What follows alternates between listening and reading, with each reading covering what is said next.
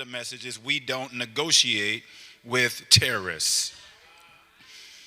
We don't negotiate with terrorists. And I'm not calling nobody a terrorist, but it's deleted. So we don't negotiate with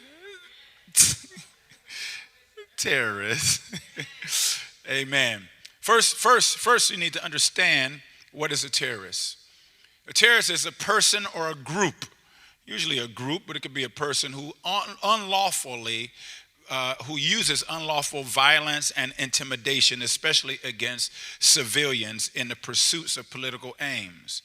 And so a terrorist would utilize unlawful violence and intimidation against civilians and for political aims, because they recognize that they cannot fight a war straight on with whatever government or whatever entity that they're coming with. So they come with symbolic things and come to demolish and destroy, to change the minds and hearts of people, to instill fear and to do all kinds of things. Terrorists, they have plots to bring about fear and intimidation with threats. The threat of terrorism causes people to change their lives. They come about with propaganda. They will publish and produce things that are untrue. You know, World War II, when they would before there was social media, they would put leaflets and drop them out of planes everywhere with all kinds of propaganda to put in fear. We see that even in the biblical text during the days of Hezekiah, when the Sennacherib went and gave all kind of propaganda and told the people, you cannot win this war, you must bow to us. So this is not something new. Propaganda. This is why you cannot believe everything you read. This is why you cannot believe everything you hear. This is why just because it's on the news don't mean it's true. As a matter of fact, if it's on the news, it probably ain't true. Yeah, it's more untrue on the news than it is true. I know I'm telling the truth. I don't care. You say, well, I watch the liberal news. Lies. I watch the conservative news. Lies. You better find out the truth for yourself, and God will give you the truth. Terrorists oftentimes embed individuals in society to live normally amongst people called sleeper cells until they're activated. And so they will come and live amongst people. They're sleeper cells. You asleep on them. You think it's just your neighbor next door, but really he's a terrorist, somebody that works with a terrorist group. Sleeper cells, and many times they put themselves in high places, even raise children just to be in sleeper cells. Work on their accents, work on the language acquisition in the country that they're trying to infiltrate.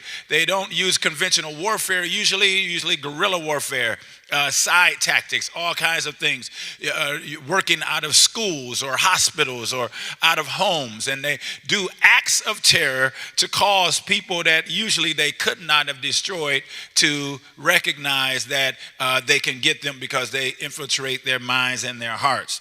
We see this in the biblical text. In 1 Samuel is where we're going to start, and she's right. If you were in Bible study this past week, we did some of the background to this, and it just came up because, as you know, in Bible study, I don't pick what we teach. We go line by line through the Bible, and we take what comes, and we're in the book of Exodus, and it alluded to this, and so we're going to go there. We're going to start in 1 Samuel chapter 15, verse 22 to 25. It says, so Samuel said, has the Lord as great delight in burnt offerings and sacrifices, as in obeying the voice of the Lord? Behold, to obey is better than sacrifice, and to heed than the fat of rams. For rebellion is as the sin of witchcraft, and stubbornness is as iniquity and idolatry. That right there is a whole message right there. But I'm going to keep on going. Because you have rejected the word of the Lord, he also has rejected you from being king.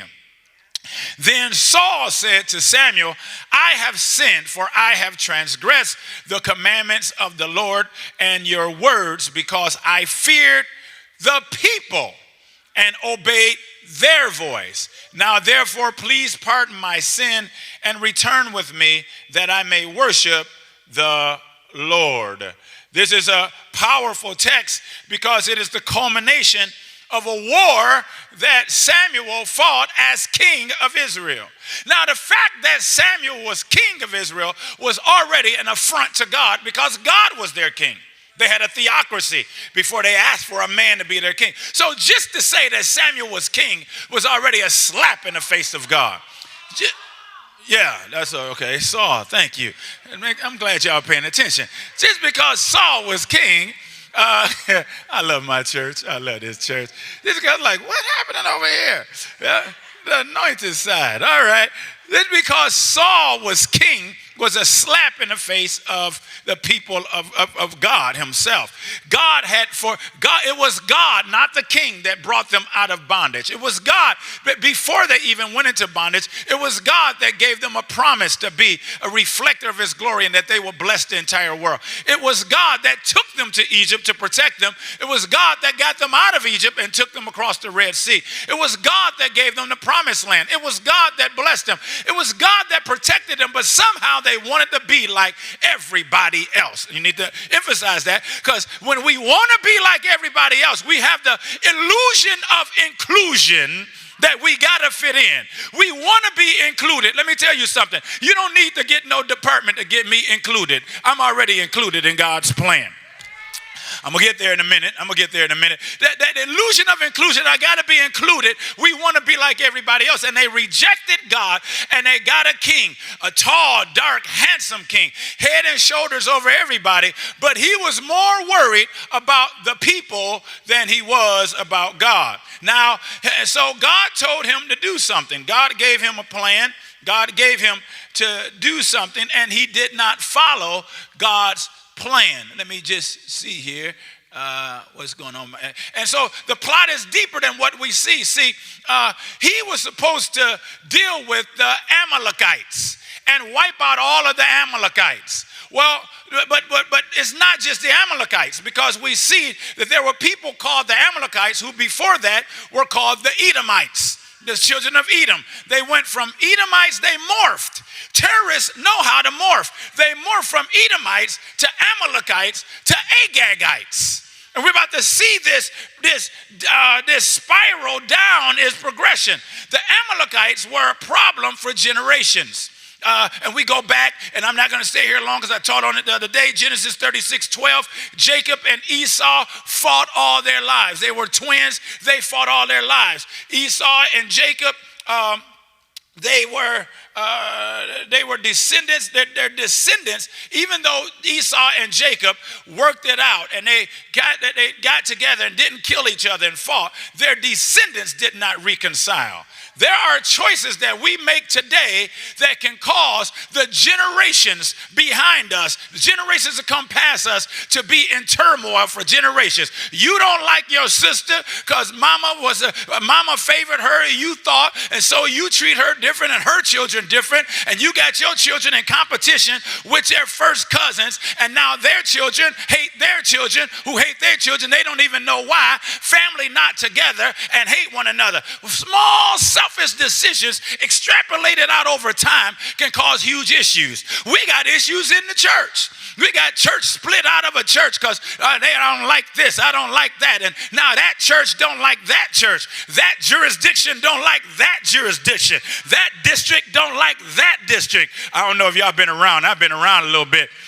And so now that denomination don't like that denomination. Don't come telling me what denomination you came from. Are you a child of God? Don't come walk and tell me, well, I'm here, but I'm a Baptist. What do we believe the Bible. It ain't about who came from what and what song you sang and what you wore on first Sunday and what your mama said, and what your tradition is. We're not denominationalists. We're not traditionalists. We are kingdom people up in here. Hallelujah, somebody. Sure, I belong to a denomination, but I'm not beholden to the denomination. I'm beholden to my king, whose name is Jesus. I wish somebody would say that. We have gotten too much into factionalism that we refuse to see. I thank God my people come from Methodist background in this church and Baptist background and Presbyterian background and non-denominational background and 15th generational Kojic background. I'm glad for all of y'all. But if we ain't following Jesus, we all off. I know I'm telling the truth. We're Pentecostal. Praise the Lord. We believe in the fullness of the Bible. But hallelujah, we ain't going to enjoy the Holy Ghost so much that we don't study. And we ain't going to study so much that we chase out the Holy Ghost. We want all that God, oh man, I feel God up here. We want all that God has. We want to worship Him with our heart, our mind, and our spirit. Hallelujah. And I ain't walking around, who you down with, and who you with, and what you want, and who going to be this. I'm going to be in heaven one day, sitting around the table, the table with God, worshiping and saying, holy, holy, holy. The Amalekites were a problem for generations, and their descendants did not reconcile. And we find that that Esau became the Edomites. Edom, from Edom, called Edomites, which means red. And the Edomites harassed them perpetually. And Amalek was the grandson of Esau. Now, I'm sorry to my Hebrew Israelite brothers. We love y'all, but Edomites don't mean white people. That's a wrong interpretation. That whole delineation of white and black, first of all, is from Charles Darwin and his racist self. That's a whole racist delineation. And that's a whole American lens that you looking at. You ain't been nowhere, ain't did nothing, talking about the Edomites or the white folks. Where that in the Bible? That isn't white folks. No. These were specific people who were later wiped out. So if there are Edomites in the Bible, they will be wiped out by the time we get done today. So I'm sorry, my brothers, quit looking and talking about Edomites. You don't know what you're talking about. Just a basic anthropology class can show you that. And so Amalek was the grandson of Esau. Amalek was the grandson of Esau. We see that in Genesis 36:12. You got to understand where they came from. Now, Amalek was interesting because we're talking about the Amalekites. Well, the Amalekites come from Amalek. The Amalek was the son of a pragmatic concubine whose name, she was royalty. Her name was Timnah. Not going to stay here long. And she was a queen, but she wanted to marry the royal seed of Abraham. She could not marry Esau, so she married his son. And no, she didn't marry him. She became his concubine, which means she became a sex slave servant on purpose because she wanted a piece of that royal seed. Let me tell you, brother, that woman don't necessarily like you. She just wants your seed. You better watch your seed. Better protect your seed. You better protect your seed. She like what you got. She like what you coming with. You think you got it going on, but she wants your seed. One thing you need to protect is your seed. So Timnah, one of the most vicious people in the Bible that most people don't know, remember that name. She submitted, became a concubine, had a son named Amalek. Amalek became a chief of the Edomites. He rose up and over the nation, and their name changed from Edomites to Amalekites. And he wanted to do that ancestry. This is the personification of evil in the Old Testament. So Amalek, the interesting thing is, Amalek grew a nation while Israel was in slavery. And as soon as Israel, we saw on Thursday night, as soon as Israel came out of slavery, instead of celebrating with their cousins, instead of celebrating with his family. I'm getting some of y'all family right now, because some of y'all, you here at church scared, hiding from the camera because you don't want your auntie to know you in church now. You didn't care your auntie knew you were smoking them spliffs. You didn't care your auntie you had a boyfriend, a girlfriend, a dog friend. You didn't care about all that. But you scared because you in church, because your auntie saying you got to be back in bondage, back at the family church, back somewhere where you was miserable and never went to except for Christmas and Mother's Day. Yeah, I know I'm talking to some folks now. Since you've been saved, there's been some folks attacking you. They didn't attack you when you was a thief. They didn't attack you when you was cussing and fussing. They didn't attack you when you was depressed. They didn't attack you when you was suicidal. But as soon as you got free, who am I talking to right now? As soon as you got free, they came for you. Who you think you are? And let me remind you who you are. You full of the devil. They came out from freedom. They came out over on dry land on the Red Sea. They came out dancing. They came out shouting. And their cousins were waiting on the other side and ambushed them. The Bible tells us in Deuteronomy, we saw the other day, that they came from their rear and got the stragglers and were killing the stragglers. They came for the weak. That's why you can't be straggling. Told you come to the family conference, man, we gave away PlayStations, big TVs, all kinds of stuff, but more than that, we gave away knowledge to bless your family. And it was, anybody was here, it was totally different than what you thought it would be too, wasn't it? We wasn't hallelujah, thank you, Jesus, just preaching. No, it was empowering. But no, you stayed and straggled somewhere to see who gonna win a game, and you ain't getting no money from that game. Hallelujah. Even if you did. They came and caught the stragglers, and then they came to fight them, and they came and attacked them, and because of that, there was the first fight that they had. Moses held his hands up during the battle. He sent Joshua, which means Savior, to go fight on their behalf, and Aaron and they held his hands up. They held his hands up as he held his hands up. They won the war. If his hands went down, they fought. They would lose, and they won the battle. And at the end of this battle, as they won against the Amalekites, Moses saw God as Jehovah Nissi, saying, God, Jehovah is our banner. As long as we hold him up, we cannot be defeated. Anybody know that's your testimony right now? Jesus said, if I be lifted up, are you lifting Jesus up? Oh, I wish the Christians would come out of the closet and say, I love Jesus.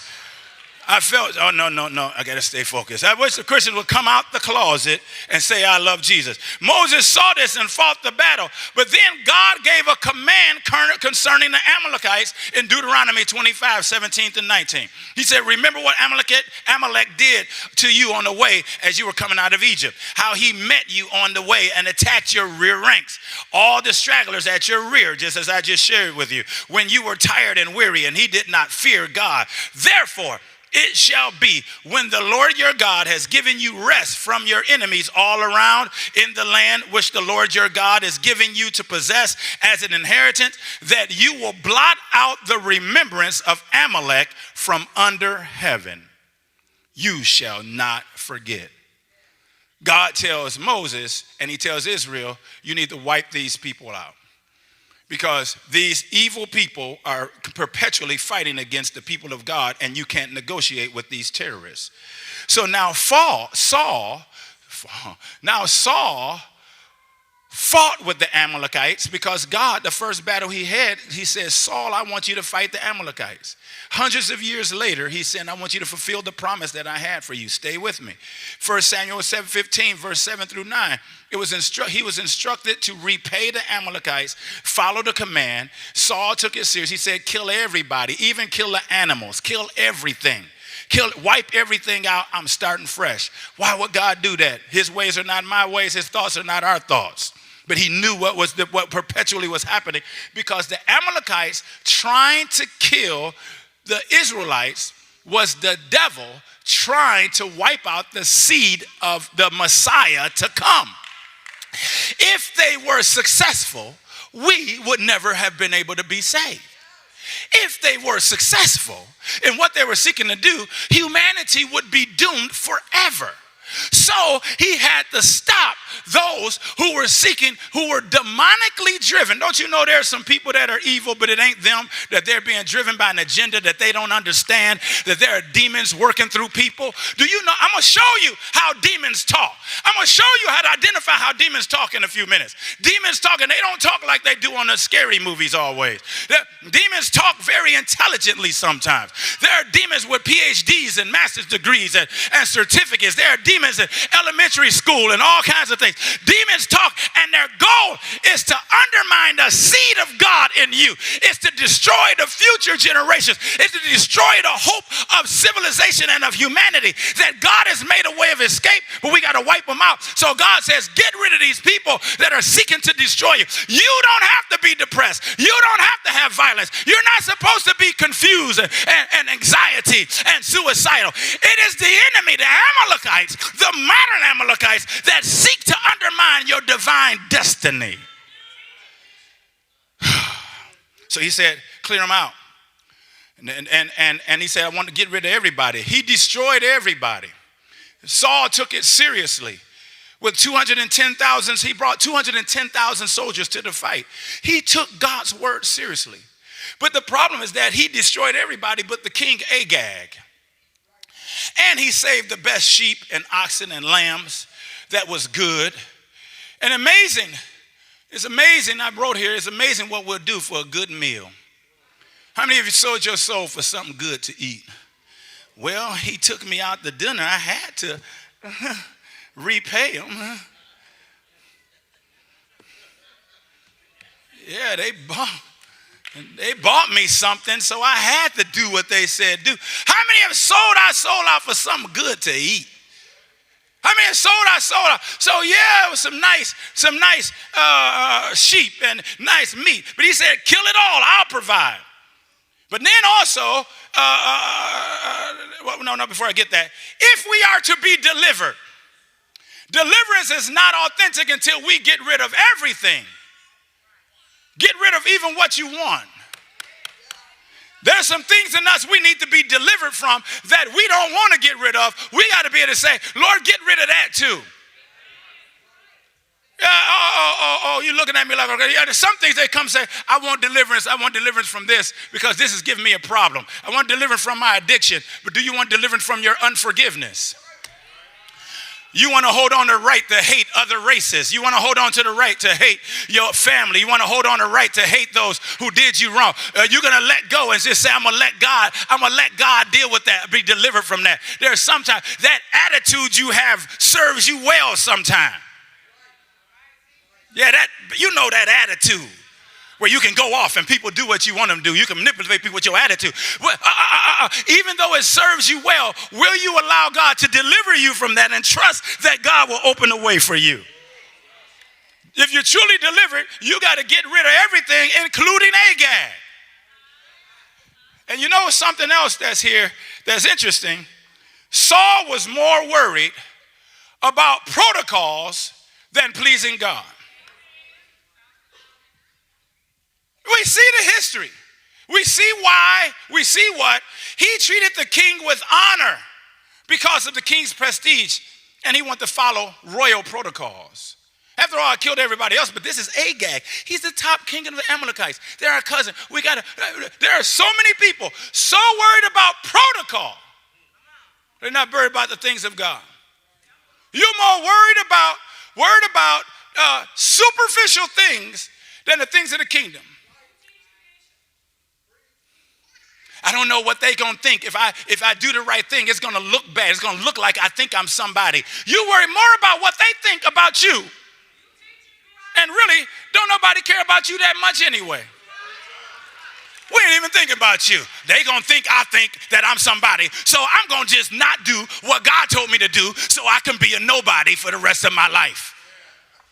You got children in school, hey teenagers, you got children in school that get bad grades intentionally because they don't want to look white or don't want to look proper. So you're going to be ratchet and ghetto the rest of your life. Because I don't want to, I'm smart, but I don't want nobody to think I'm smart. That's stupid. But it ain't just the kids. It's the grown folks. We caricature whatever they show us on TV. We watch a Tyler Perry movie and go repeat whatever we saw. We watch Housewives, and that's how we run our homes. And that's why your family miserable, your husband miserable, your wife miserable, your children miserable, everything all messed up. Because you've been watching on the screen. That's how we are. You know how we are. You know how we are. I don't know how we are because I ain't like that. I don't know that. I don't know what you're talking about. You know, we all thugs. I ain't never been no thug. I went to school. Now, if you was a thug, that's good for you, but I went to school. Thugs don't go to school and get grades. Ain't my testimony. You know how we be slanging that stuff? No, that ain't my testimony. I'm sorry. I'm scared to go to jail. I'm slanging nothing. I high five you. Go ahead. Nickel bag, dime bag, that's all I know. Go ahead. Y'all go do what you do. Do your thing. Why are you identifying with stuff that ain't you? Why are you still asking us? Why are you still asking us like, well, so what the church got to do this and do that because I heard that's what we do. No, that ain't what we do. We free. No tricks up my sleeve. I can't give unless you got $100 line. Then, sorry. Somebody told me we take offering too fast. We ain't going to raise no money because we got to take a long time with the offering. Sorry. If we got to play those kind of tricks, then the people ain't saved. He was more concerned with how people viewed him more than how God viewed him. He said, I was worried about the people. And Saul was into witchcraft. You know the folks that go to the horoscope to find out how their day going to be instead of asking God. You know the folks that want to relax and they do yoga instead of praying before God. They meditate, empty their brains. Oh. You meditate and empty your mind. Why don't you just say, Lord, enter me. Speak to my heart, oh God. Free me, oh God. No, you doing whatever the world say do. Then you wonder why you busted and disgusted and mad. Saul was in the witchcraft. He went to go talk to dead Samuel. This is why God wiped them out. He wanted to talk to the dead. Listen, let me tell you. I done told you before. I'm going to tell you 15 million more times. Don't be calling on the dead to help you in this life. Because you're going to get a demon, a familiar spirit that's going to make you think he granny. What about the red sweater? Oh my God, he knew about the red sweater. That demon been with you all your life. Yeah, he knew about the red sweater. That demon was assigned to you. Yeah, he remembered when you ate that chocolate ice cream. Of course they knew that. And he continued. Another thing Saul did, I got to get off of this. I got to get off of this because I got somewhere to go. He continued in the Ichabod spirit. When Saul became king, the presence of God was no longer in Israel because the people had jacked up. Eli and his sons, Eli was the priest, didn't speak the truth to his sons. He let his sons sleep around with everybody in the church till the church was discouraged. They didn't even want to come to church. Well, I don't want to chase people out of the church and talk about sin. If me talking about sin chases you out of church, then me talking about sin is to help free you, not to hurt you. So the Ark of the Covenant represented the presence of God. When Eli sat up on his chair, he fell and broke his neck and died. His daughter-in-law gave birth to a baby, and she named the baby before she gave birth, the ark was stolen by the enemies of God. The presence of God was stolen, and as she gave birth, they named the baby Ichabod. The glory has departed. Saul was a king in a gloryless place of God. Oh, he cared more about the protocols and the things outside without any glory. Conjuring up, hey. Come on, I'm going to give you 30 seconds. Just jump and sweat for a minute so we can act like God is here. Come on, I'll give you 30 seconds. Come on now. Ichabod. The glory was gone from his family. Glory is gone from his life. The glory is gone from the house of God. The glory was gone from the nation. And never once did he go seek to bring the glory back. Never once did he say, I'm not right. I need your glory. Saul cared more about appearances than approach. I touched on that. He came back in charge, but with a prophetic mandate, a king without a prophet. He was a king without a prophet. The prophetic must work with the apostolic. The prophetic must work for the kingdom. That all the gifts of God must be flowing in the church. We must have prophets in the church. Do you really think the whole fivefold ministry must be in me and me only? That ain't God. There should be some prophets. There are some prophets in here. There are some apostles, evangelists, pastors, teachers. There are some people with gift of discernment, gift of tongues, gift of interpreting tongues in this place. Some of them still scared. I don't know why, but you better come out. There's a king without a prophetic mandate. He was moving on his own might, and he caused the people to mourn because of his selfishness. And so when Saul gave courtesy, I'm moving now. When Saul gave courtesy to Agag, he didn't kill Agag. He killed everybody, but he didn't kill Agag. Are y'all with me? Y'all with me? He didn't kill Agag. When he didn't kill Agag, it was only a night. Hey man, go ahead, Agag. We're just going to put you here. We're going to kill all your people. We beat you, but you a king. We're going to give you some courtesy. Here's the sweet. Somehow Agag got busy with somebody that night and had a baby. She got pregnant. Nobody knew she was pregnant. And Agag now got somebody pregnant. The next day, the prophet comes in and says, what have you done? Why do I hear these bleating of sheep? And he call Agag out. Agag comes and says, surely nobody going to kill me. Nah, this is me. I'm Agag. And Samuel hacked Agag to pieces with a machete because he said, we cannot negotiate with terrorists. There are some things that we cannot coexist with. There are some things that we cannot allow to stay in our minds, our lives, our homes. You got to hack it to pieces.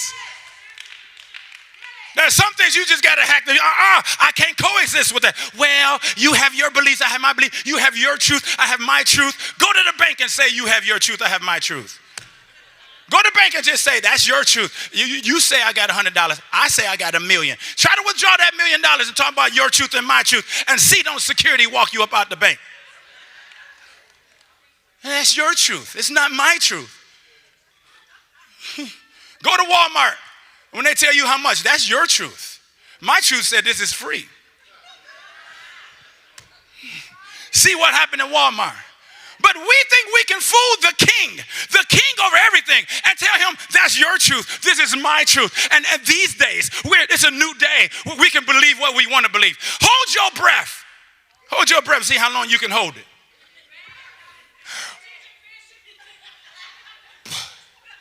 I don't care what you believe, you're going to have to breathe. Climb up on top of this church and jump off and see don't gravity apply to everybody. Climb up and jump off and see. Oh no, that's you. You believe in gravity. Since I don't believe in gravity, I can jump off the top of the church and it won't hurt. Go ahead. Go ahead, Cletus. Agag, even though he was killed the next day, he left his seed in some woman. We don't even know who she was. But she named the baby Agag Jr. And they morphed from Edomites, Esau, to the Amalekites, Amalek, now to the Agagites. As a matter of fact, this is why we don't play with demons. Because the Bible says you play with demons. When an unclean spirit goes out of a man, he goes through dry places. Who? The spirit goes through dry places seeking rest and finds none.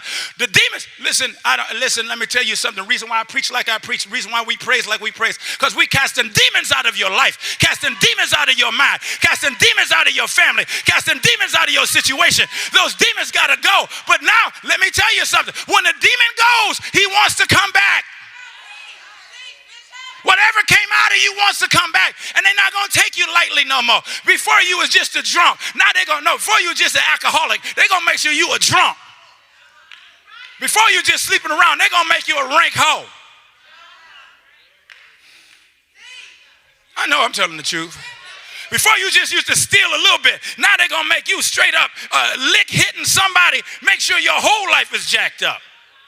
It seeks rest and finds none. Then every demon in this place, every demon in the minds of God's people, get out of here even right now. You must go. The people of God must be free. Loose your hold even right now. If you receive it, shout hallelujah. Demons of oppression, demons that have been assigned to your family for generations, must loose you even right now. Then the demon will say, look at verse 44, the demon will say, I will return to my house. How dare you call me your house? This ain't your house. I give you an eviction notice even right now. This is no longer your house. You have no legal authority in me. You have no legal right in me. This is why we want to live holy. This is why we don't want to sin. We don't want to give demons rights to our lives, to our minds, to our family. I evict you. Somebody needs to tell them now. I evict you even right now. This is not your house. This is not your house. I call the holy sheriffs. Put everything out on the curb and don't come back. I'm not going back. I'm not going back to who I used to be. I'm not going back to what I used to do. I'm not going back to what's familiar. I'm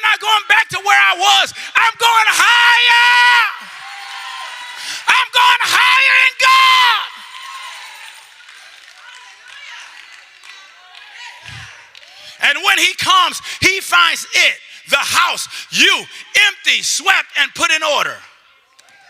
That's the problem. You in order. You better than you used to be, but you empty.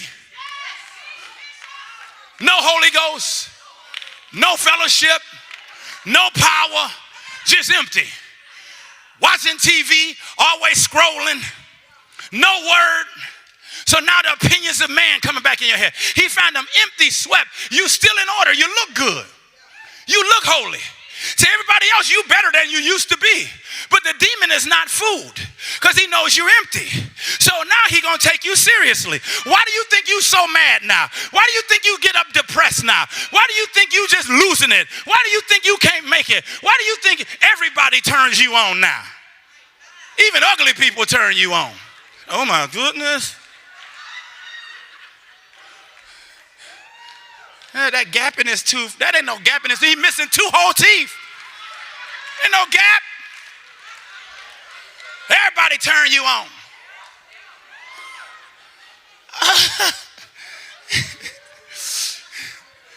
When he comes, he finds it empty, swept, put in order. Then, look at verse 45. Then he goes and takes with him 7 other spirits. He ain't taking you lightly because he know you came to tabernacle. He know you've been deliverance. He know you got the word. No, we gotta come and jump. I'm coming with 7 more spirits. It's the Bible. Take 7 other spirits more wicked than himself. And then enter and dwell there. 1 demon go out. 8 come back. 2 demons go out. 16 come back. Agag was killed, but he had a baby that grew into another nation. They enter and dwell there. And watch this. And the last state of that man is worse than he was at first. There's some folks in here now worse off than you was before you even got saved.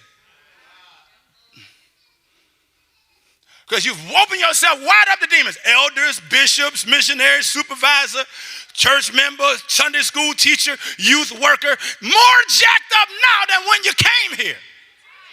That ain't my fault. You know, I just need to go somewhere where I can be. You can go wherever you want. Demons are going to follow you. You need to do something. That life we was doing during the consecration, which some of y'all didn't do even when we were consecrating. Yeah, that should be our lifestyle. That stuff we was doing during the consecration, I still don't want to watch TV. I'm good. I can't be entertained by a 6'4" grown man with a dress on. That just don't do it for me. But he rich, a grown man in a dress. Acting like, man, I got 5 women here that can be mud deer right now. But I'm entertained by this. I'm entertained by gay sex, heterosexual sex. I'm entertained by rape and murder and all kinds of things. I enjoy. This is my entertainment. And then I wonder why my Bible is so boring. I wonder why the church folks are so fake, because now I've defined the fake by the real and the real by the fake. So now we ain't real because you've been watching reality TV and you think that's real. Because can't nobody be loving. Can't nobody be nice. Everybody got an attitude. Everybody petty and messy.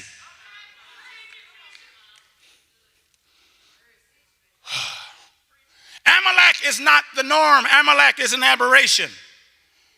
Agag had the baby and became the Agagites and the avenger of the Amalekites. But this is when we get to Esther, when he finally dealt with Esther, Agag, Haman. Haman was Haman the Agagite. When you read the text, it says Haman the Agagite. Why did Haman hate Mordecai? Because Haman was an Agagite. Mordecai represents the seed of the Messiah. And so Haman, let me tell you something. People don't have to know you to hate you. Why you don't like me? If you ask the question, why don't they like me? You're already lost. Why don't they like me at my job? Come on, how long have you been at this church? 2 months? You should know that by now. You have overcome, little children, because greater is he that is in me than he that is in the world. The one that is in the world going to hate the one that is in you because they know that the power of God rests in you. The power of God irritates the demon that runs that person. Haman the Agagite hated Mordecai, told his niece, who was an orphan, had no daddy, no mama, was raised by an uncle. So don't tell me you can't do nothing because you ain't had no parents. This woman became top queen. And I know that uncle didn't teach her how to put on makeup. Probably good because she won the beauty contest. Because she didn't have the wigs like everybody else. She didn't have the makeup. What you covering everything, just everything. A whole nother person. But you hiding behind. I'm beautiful now. You was beautiful before you put that stuff on your face. You was beautiful before you bought the wig. Brother.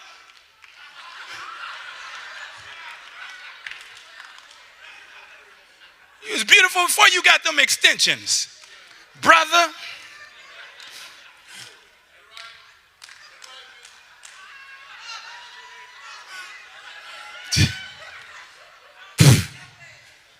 I am fearfully, wonderfully made.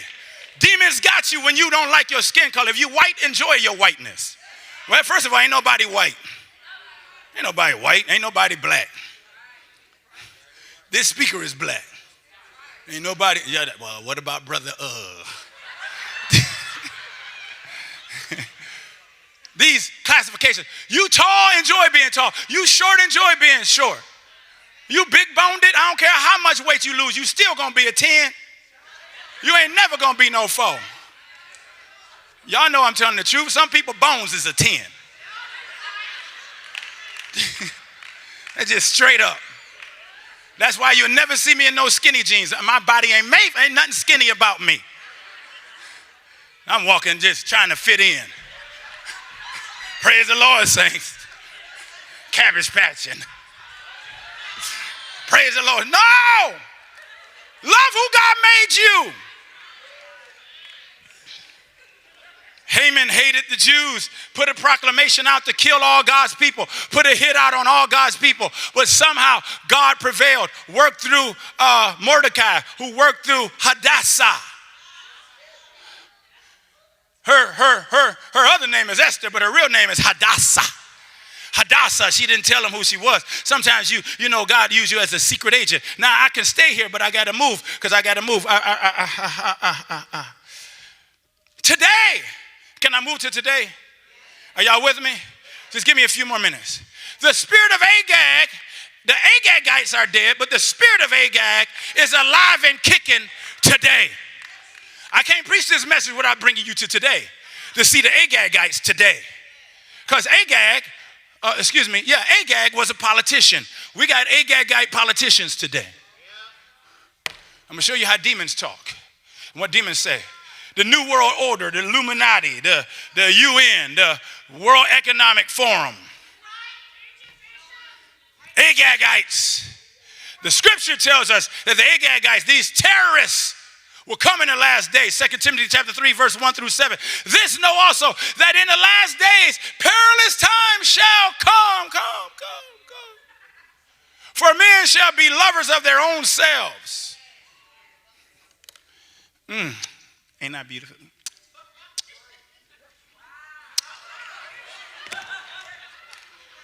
Men shall be lovers of their own selves, covetous, boasters, proud, blasphemers, disobedient to parents, unthankful, unholy, without natural affection, truce breakers. I'll talk about it, just give me a minute. Truce breakers, false accusers, incontinent, fierce, despisers of those that are good, traitors, heady, high-minded, lovers of pleasure more than lovers of God, having a form of godliness, but denying the power thereof. I think that's the worst one right there. A form of godliness, hallelujah, with no power. Ichabod. Ichabod will be in the last days. The glory shall be departed. Don't be fooled by loud music mixed with funkadelics and earth, wind, and fire. talking about his glory with Beyonce licks in it. Talking about this holy. That ain't holy. That is strange fire. For this sort, verse 6, for this sort are they which creep into houses and lead captive silly women laden with sins, led away with divers lusts, ever learning. Ever going to school. Ever going to school and never able to come to the knowledge of the truth. I want to share with you just real quick. I'm going to push through this quick. 4 terrorists. 4 terrorists who affect us today. These 4 terrorists, I had 3, but I added 1 in the original message. Thank y'all for deleting me, for canceling me. These 4 terrorists, Alice Bailey, Margaret Sanger, Alfred Kinsey, and Karl Marx. And there's more. I can write a whole book on them, and I probably will. These terrorists affect us today. And they're ruling today, and they're terrorizing and causing the people of God to not be free. Let's go through them really quick. I'm not going to take too long on them because you'll identify them quickly. First one is Alice Bailey. Alice Bailey is regarded by New Agers and occultists as one of the prophetesses of the New Age movement. She is known as one of the founders of the New Age movement. She was a writer who lived between 1880 and 1949. She is a person who's known for creating the term New Age. New Age came from her. In her books, now she really is a student of Helen Blavatsky, but I'm going to start with her. Because all these people came up in the late 19th and early 20th century. There was an unholy revival that emerged that affects us today. At the same time, the church was emerging. Church of God in Christ, Azusa Street, Bishop C.H. Mason. There was a revival that was happening, but there was a parallel counterfeit revival in a spiritual realm that was to counter it. And because there were many people who were off that grid, didn't know, it converged later. And it's right in our face right now. She's most famous for the subject called theosophy. The Encyclopedia Britannica online describes theosophy as an occult movement originating in the 19th century with roots that can be traced to ancient Gnosticism. The term theosophy is derived from the Greek theos, God, and Sophia, which means wisdom. So it's God wisdom that they seek to put together. And they would actually say that the creation account, Adam and Eve were not the first people on the earth. There were some other people that were here. There was a woman named Litha that Eve was jealous of, and we should worship her. They would even say that and you hear this in the cartoons, and you hear this in movies, that Satan has gotten a bad rap because he was actually trying to free us to give us knowledge so that we can have knowledge that the snake was helping us, and he has become a scapegoat because it was God that put us in bondage. And it's in almost every movie. I don't have time to go through that. I'll do that another way. I can show you the plots of movies and show this that permeates that. The New Age views and philosophies have a social, spiritual, and political impact on politicians, various nations, and even the UN. Alice Bailey also founded the Lucis Trust, which was formerly known as Lucifer Publishing Company in 1922. Her organization has influence even today in the UN. Now, I don't have time to go through it, but I think it's pretty okay. Alice Bailey had a 10-point plan to destroy the Christian church, because the Christian church could not exist for her plan of her master to exist. Look at the plan they had in the early 1900s, and it'll make sense because it fits everything that's happening today. Take God and prayer out of the education system, reduce parental authority over the children. This is why now they give the welfare checks to the children, or at least the food stamps they give to the children, not to the parents. Destroy the Judeo-Christian family. Get rid of the family. You're going to see this throughout all of these terrorists. Get rid of the family structure, traditional Christian family structure. Make sex free, and then make abortion legal and make it easy. So if everybody have sex, they would ultimately be separated from their conscience. They would become reprobate, make divorce. So now you got people that celebrate their body count. It's a big deal. I got a body count. You got women talking about they got a body count of 120 and don't wonder why they can't get a good man. Make divorce easy and legal. Free people from the concept of marriage for life. Make sure they're free from that. That should not be something that we should even aspire to. Make homosexuality an alternate lifestyle. Debase art and make it run mad. That would be art on the wall. That would be art in your music. That would be art in your movies. Anything that's art, make it run mad. Use media to promote and change mindsets. She's saying this in the early 1900s. Create an interfaith movement. That's syncretism. Mix all the religions together and make it seem like it's all right. Get governments to make all these laws and get the church to endorse these changes. Get the church to shut up. And now that brings us to our next terrorist. Our next terrorist is a woman named Margaret Sanger, one of the most evil women in the world. I can just say this. I didn't put a lot about her because I think it's enough right here. Margaret Sanger was the founder of Planned Parenthood. Enough said. Planned Parenthood was 70% of Planned Parenthood clinics are in black and brown communities for the extermination of people since the Negro problem that y'all had since slavery was ended in 1865. It is a genocidal industry. Now, anybody who used to argue with me, no, Planned Parenthood does nice things. They help women. Then why did they shut down in states where abortion became illegal? And they left because they didn't care about your pap smear. They didn't care about giving you your birth control pills. They cared about making billions of dollars through killing your child. And they know it. This one was a racist. She was the initiator of the Negro Project.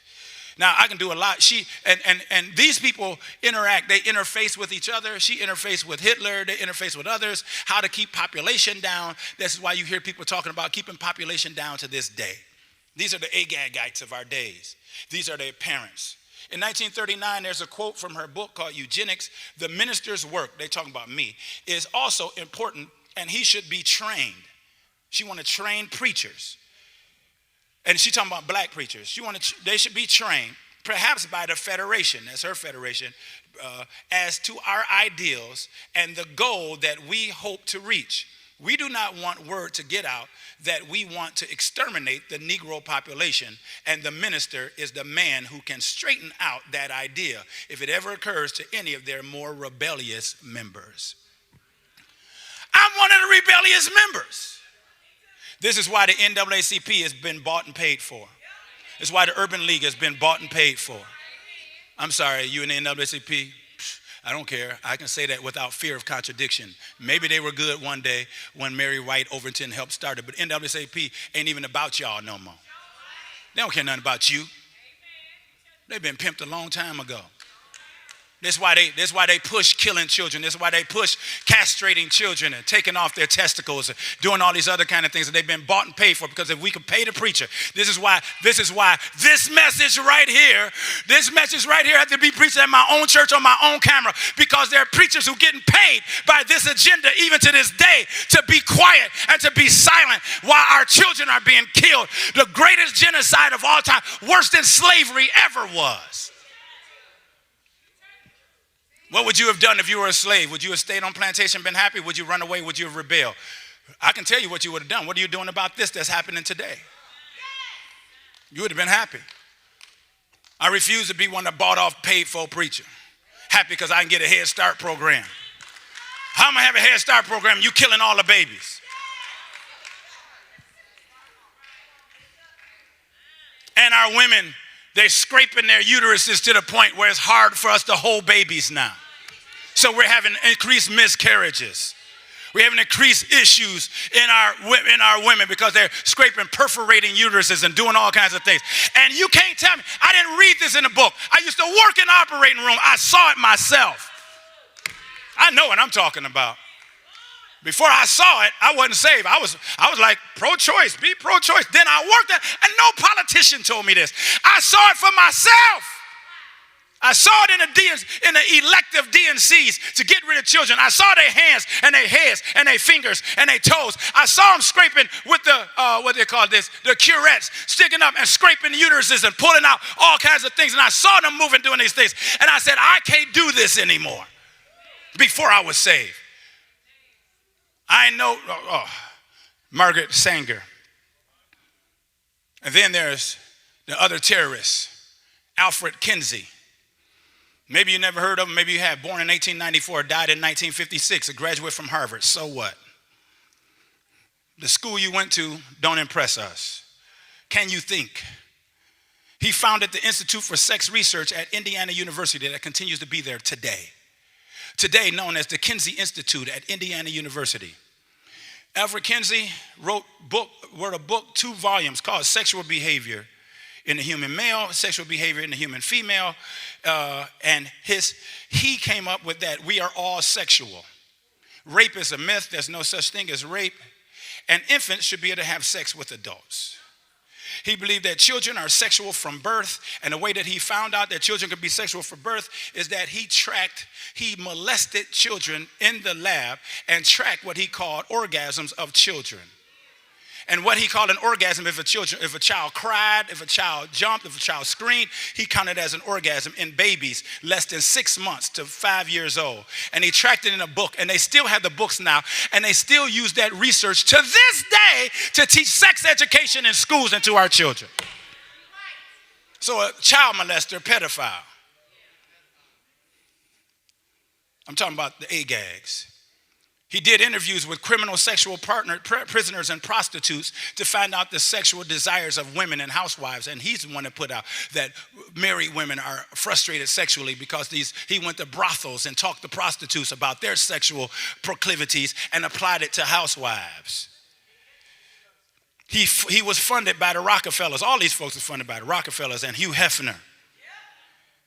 Everything we learn about sexuality to this day comes from the Kinsey Institute at Indiana University. He created sex education for the U.S. in 1964, the sex ed revolution.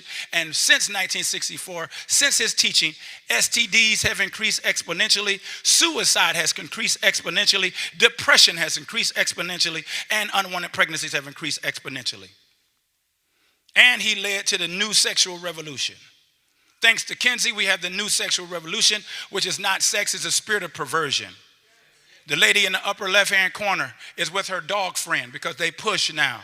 Bestiality should be something that's taught in universities around the country, that you should have a dog friend that she sleeps with. This is not just her dog. That's her lover. Below her, you see that child with a man's hand over his face because they're now saying that you should not call people pedophiles. They're now saying that to love children, you're a minor attracted person. And people should be able to love whoever they want to love. We should lower, and there are people in the UN right now seeking to lower the age of consent to at least 8 years old so that a grown man my age can date your son or your daughter at 8 years old.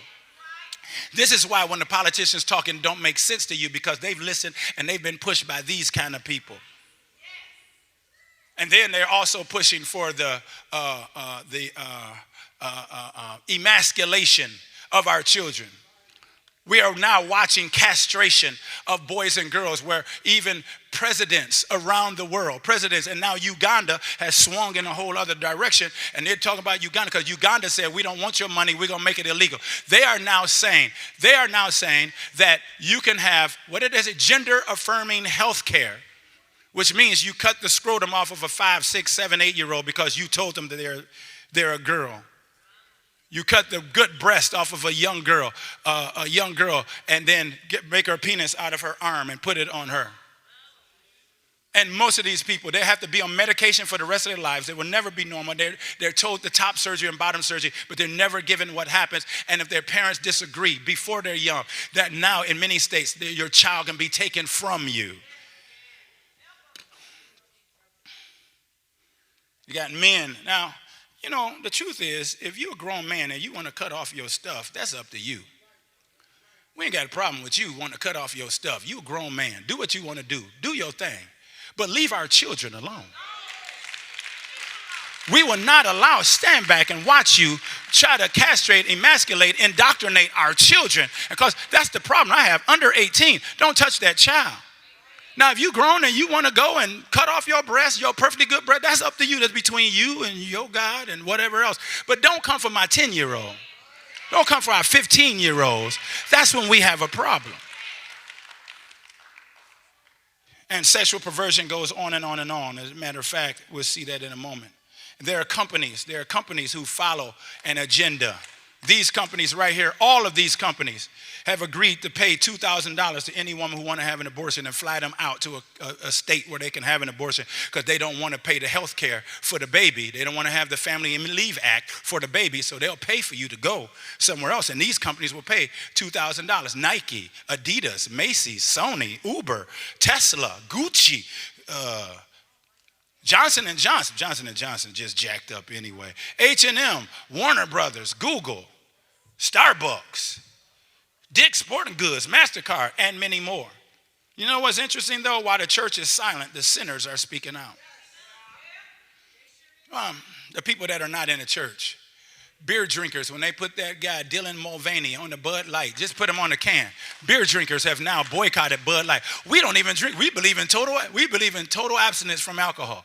We don't even drink alcohol, but the beer drinkers, the bar attenders are saying, we ain't drinking your beer, and they have lost billions. They begging for them to come back. Target, which has always been jacked up because they had always opened up their bathrooms. The Christians been boycotting them. Now the world is saying, see, this is not a Christian thing anymore. See, the world is now saying it's enough. They see the terrorists for the terrorists, while the church is saying we can't say nothing. We got to be loving. The people outside the church are more bold than the people inside the church now. Why some of y'all right now are uncomfortable? Oh my God, I can't believe my pastor talking about this. This is so wrong. This is so hateful. The world that don't even follow Jesus is saying we don't want your stuff. We ain't gonna drink your beer. Now, don't get me wrong. They drinking Coors and Miller Lite, but they ain't drinking Bud. They said, we ain't drinking it. And Bud paying attention. Target. Now they removed it all out of their stores. Target had baby clothes. You should be gay and all kinds of little infant clothes and all kinds of things. I'm queer. I'm this. I'm that. And the world said, we ain't going to Target no more. Some of y'all are still going to Target grocery shopping because you could do it as a status symbol. We don't know what you ate. I was in Aldi's yesterday. In Jesus' name. And Chick-fil-A, they done called out Chick-fil-A while Chick-fil-A used to stand for Christian things. While Chick-fil-A said we believe in the sanctity of biblical marriage. Daddy is off the scene and the sun has risen up. Now Chick-fil-A has flipped and is very affirming. And now the Christians are saying, well, if it's good for Bud Light and Target, why are we going to Chick-fil-A? And it's bad because I used to always buy Chick-fil-A for stuff just to support. Closed on Sundays, according to Kanye. The world is speaking to these companies. The last terrorist that I want to share with you that affects us. Y'all got a few more minutes? I'm almost done. Karl Marx. Karl Marx was an evil, wicked man, died very miserably. Nobody loved him. Everybody hated him. He was full of demons. And this is not by a preacher's account. This is what people said about Karl Marx. Born in 1818, died in 1883, wrote the famous pamphlet, The Communist Manifesto. Surely you read it in school. If you majored in the social science, surely you've been influenced by Marxism. If you majored in the social science, you're surely influenced by it. He also wrote the book Das Kapital. He envisioned a class conflict as the ultimate battle to overthrow capitalism. He envisioned the proletariat, which is the working class, against the bourgeoisie, which is funny now. People be like happy that they bougie. But anyway, the proletariat versus the bourgeoisie, those who have, that the proletariat must overthrow the bourgeoisie, redistribute funds and income, as well as take over the means to production and create a new society. So he saw the battle between the proletariat and the bourgeoisie. The working class must stage a revolution. They must stage a revolution and make things better because everything is wrong. Well, the funny thing is, Karl Marx was disillusioned, like, why did this revolution not happen? So this terrorist said, why didn't it happen? Well, one of his students, Antonio Gramsci, you heard of Gramsci. Antonio Gramsci came up with the theory of hegemony. You heard of hegemony. So he came up with the theory of hegemony, which simply put, hegemony is what takes place when a dominant group imposes its ideology on the rest of society. So they're saying that the people didn't rise up and follow the economic revolution because there was hegemonic powers in society that prevented them from doing what they wanted them to do.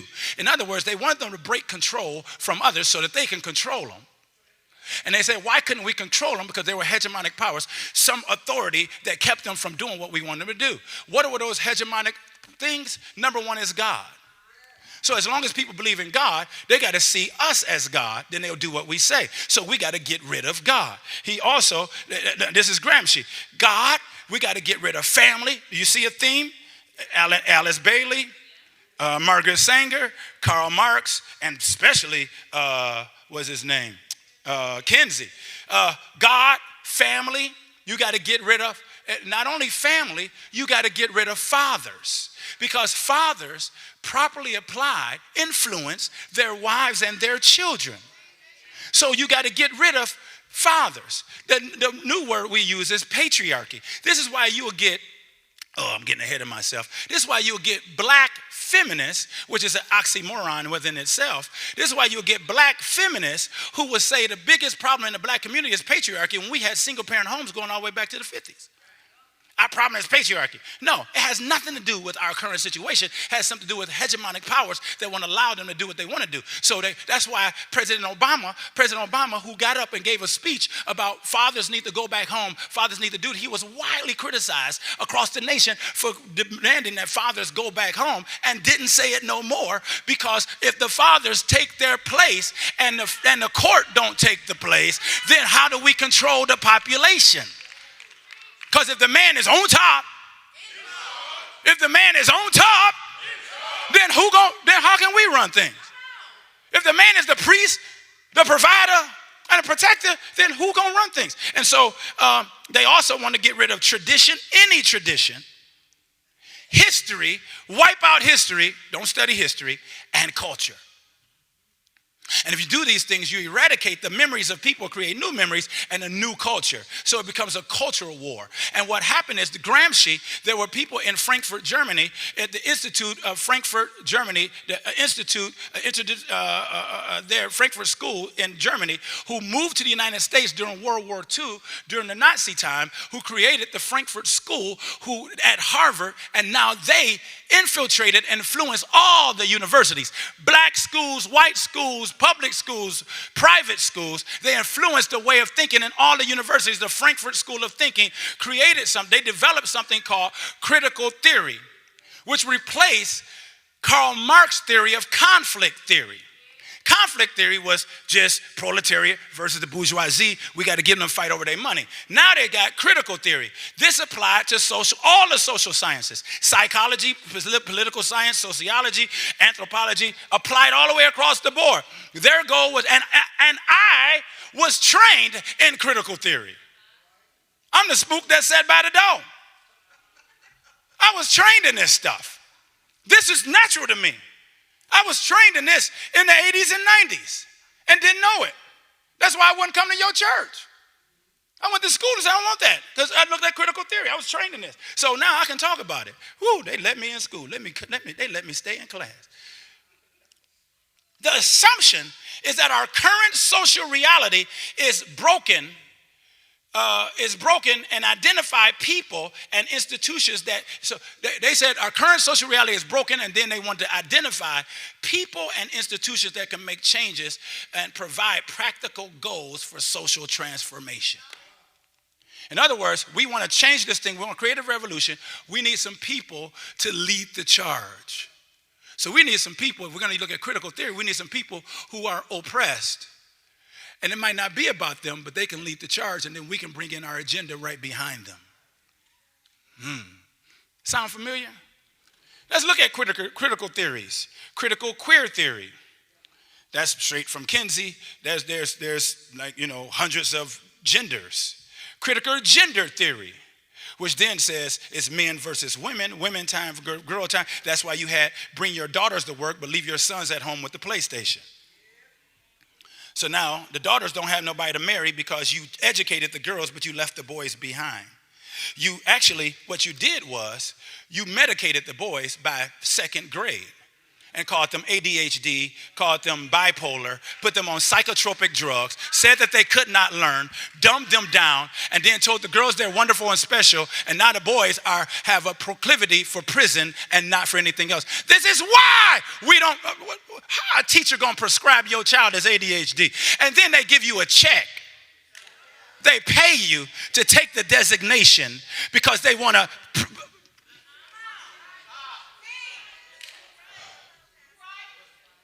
They have critical gender theory, critical queer theory, critical race theory. The whole fight in Florida is not about teaching black history. Teaching black history has nothing to do with critical race theory. Those are two different things. Frederick Douglass got freed from the slaves. Yeah, Sojourner Truth did this. I can go down the line. I ain't going to do that. I could. But no, that's one thing. What they're fighting is critical theory basically says that black people are perpetually victims. And white people, no matter when you were born, where you were born, and what you have done, are perpetually white supremacists and oppressors. So what happens is that there will never be reconciliation because we got to create a war against them. There's nothing wrong with you learning black history, but to learn critical theory that's applied to black history actually hijacks your history. Hijacks your history. Then that means you can never overcome. You're perpetually jacked up. White people always will be on top. First of all, I live in America. There are poor white people in America. There are uneducated white people in America. There's some dumb white people. There's some dumb black people. There's some rich white people. There's some rich black people. I'm looking at a bunch of privileged folks right here. And you still mad. Well, we ain't privileged. Dude, you went to that school, got that degree, got that job, doing what you doing, driving what you driving. Thank God he privileged you. Most of the world makes less than $1 a day. You're privileged. You live in America. And if you can't make it in America, you can't make it nowhere. God bless America. I sing it and I don't care. I'm glad I live in America. I've been all over the world. You ain't been nowhere but the South and the North. Post-structuralism, psychoanalytic critics who focus on Freudian subconscious, then they focus on Freudian subconscious thought to be able to say, really what you believe is not what you know you believe, because what you really believe is in your subconscious, and you don't know that you believe it. It's an oversimplification, but it's pretty simple. Marxism, I got to tell you this, it's estimated by some that Marxism, and I think it's a low estimate, has been responsible in the 20th century of killing over 110 million people. Because Marxism can't stand any hegemony. So wherever there was God, wherever there was family, wherever there was resistance, they killed people. Just a few instances, they killed 65 million people in the People's Republic of China. If you wore eyeglasses, you were killed. Because that means you read books. And if you read, you're a threat. You only read what you're given. But they love us because we don't read. We just read whatever's on the internet. We don't read nothing. So they love us. But we're just stupid. They can tell us anything. So you got folks out talking about no justice, no peace, crying out Marxism of a white racist who's their thought-provoked leader to lead the black revolution. There's some good terrorists. The 20 million killed in the Soviet Union. 2 million killed in Cambodia. Pol Pot. Lenin. Marx, North Korea, 2 million and counting. 1.7 million in Ethiopia, 1.5 million in Afghanistan, 1 million in the Eastern Bloc of Europe, 1 million in Vietnam, which is still communist. 150,000 in Latin America, probably higher than that. And that doesn't even count Angola and Mozambique and many other countries that communism has killed and wiped out great swaths of people based on this culture, this economic morph to cultural war. These are the terrorists. And it's clear, my brothers and sisters, as I end, my time is done. It is clear that we are in the last days. And appeasement of these terrorists is not an option. Marx is not our father. Kinsey is not our father. Bailey is not our mother. Sanger is not our mother. We belong to God. And appeasing those theories are not an option. The power of the false prophet links to the end time economy. I'm going to stop here. But Revelation 13, you already know this, 16 to 18. He was granted power to give breath to the image of the beast, that the image of the beast should both speak and cause as many as would not worship the image of the beast to be killed. He causes all, both small and great, rich and poor, free and slave, to receive a mark on their right hand or on their foreheads, and that no one may buy or sell except one who has the mark or the name of the beast or the number of his name. Here is wisdom. Let him who has understanding calculate the number of the beast, for the number of a man, his number is 666. They're pushing to have RFID chips to put inside people. They got them in your dogs already, and there are people that are taking them even right now. And they put them in the right hand or in the forehead. Maybe the mark Maybe the mark is a chip. Maybe the mark is a barcode. Maybe the mark is numbers. Maybe the mark is that you've been marked, that you bow to it. There are people also looking to change the economy. That's why they're tracking your cash apps now. That's why they're tracking your stuff. That's why the banks are closing, because they're moving to crash the economy, to move to a central bank digital currency. And if you can move to a digital currency, then you can control the people and you can have your cultural war. Because then, you know what? We're not going to allow you to buy McDonald's today because you're too fat. We're not going to allow you to buy gas. You've driven too much. It's bad for the economy. So if the economy is digitized, when you scan, they can allow or not allow you to spend. I hope y'all get what I'm trying to tell you. So no, you've driven enough. You've driven past your quota. No, you'll stay where you are right now. No, you don't need groceries. You don't need this. These Twinkies are not healthy for you. You cannot have it. And matter of fact, where'd you get this money from anyway? We're just going to take it or deny you access. That is what's happening right now in real time. As a matter of fact, they've done things like the hackathon. They gave a prize to anybody that can hack, a hackathon for central bank digital currency, interoperability, and financial inclusion. And we see things that are happening. And then also we see social credit scores coming to America like they are in China. This is what the terrorists are doing right now. What is a social credit score? Forget about if you pay your bills on time. Do you believe what we tell you to believe? What? We saw you going to that church. That church believes the Bible. Then that's bad. That's a mark against your social score, which means then you won't be able to participate in the economy. What? Do you believe this? Have you assigned to this? And what will we do in that time? And businesses also have a score. What are they? Why do you think these businesses are going out their way to promote things that have nothing to do with most of the population? Why do you think in France, there was riots in France? France is the most non-church going country in the world. Nobody goes to church in France. It's the most wicked country I've ever been to. I've been in about 30 countries in Africa. Nothing compares to France. France is wicked. France is wicked. And them folks rioted because of the sexual things they're doing all. Had nothing to do with Jesus, had nothing to do with the Bible. It just made no sense. And they're trying to get rid of their president now. What's his name? Macron. Thank you. Macron. They're trying to get rid of Macron the clown. Oops, no. Macron. I'll take that back. If I call him a clown, I got to go to Canada. All right.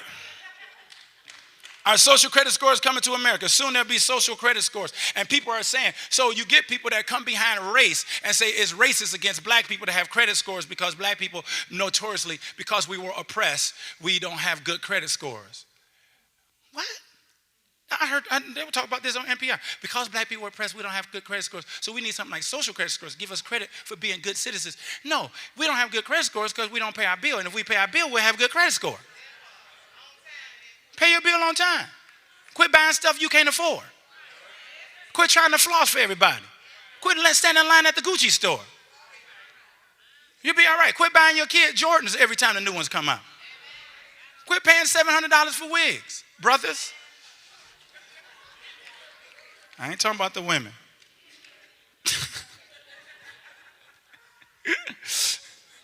Somebody met me in the lobby and said, "Stay off my wig." I got scared. So I'm talking to the brothers. Joel 2:12. As I close, therefore also now saith the Lord, ye even to me with all your, turn ye even to me with all your heart, with fasting and with weeping and with mourning. This is how we fight the terrorists. You can't fight them. If you fight them just going down the rabbit hole, going through YouTube and following all the videos that talk about all that's happening, you're going to get depressed and consumed. Been there, done that.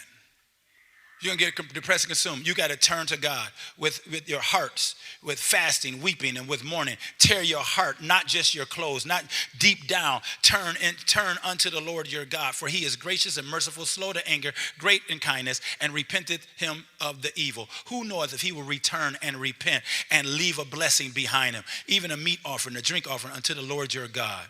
Galatians 5:13-14. For brethren, you have been called unto liberty. For use not liberty for an occasion to the flesh. We're free right now. But by love serve one another.